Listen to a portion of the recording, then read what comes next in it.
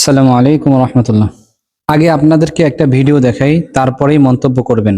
দেখুন কি বলতেছে। এই যে টাইম দেখেন, 10টা 29 বাজে, 6 ঘন্টা পর খেলা শুরু। যদি আজকে ব্রাজিল জিতে তাহলে সকালবেলায় আমার বউরে তালাক দিব, এটা মুখের জবান। আর যদি হাইরা যা, আর্জেন্টিনার সাপোর্টার যারা আছে খাসি জবাই করে খাওয়াইমু। এতক্ষণ তো শুনলেন, এই যে আর্জেন্টিনা একজন ভক্ত, আর্জেন্টিনা জার্সি পরা, সে কি বলছে। মানে একজন দলীয় লোক, সে দল করে, দলের সাপোর্টের জন্য মানে এতটা আবেগ, সে তার বউ পর্যন্ত তালাক দিতে রাজি। তারপর তার দলকে সে জিতাইতে, মানে দলের সাপোর্টকে সে এতটা অগ্রাধিকার দিতেছে। আপনি এটাকে কি ভাবছেন?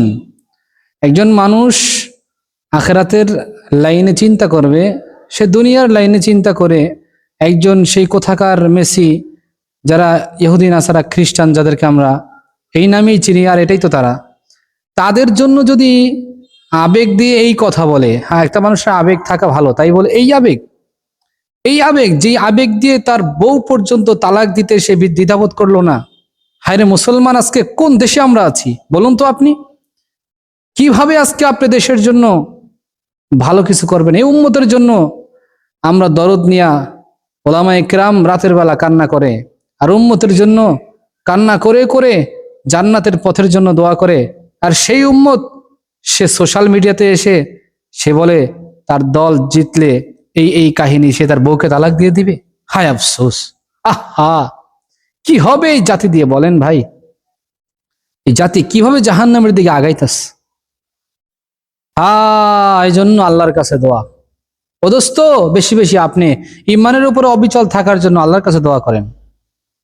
ইমানের পথে অবিচল থেকে আমার মরণ যেন হয়। ইমানের পথে অবিচল থেকে আমার মরণ যেন হয়। তোমারই কাছে মিনতি আমার, ও গো মহিম দয়াময়।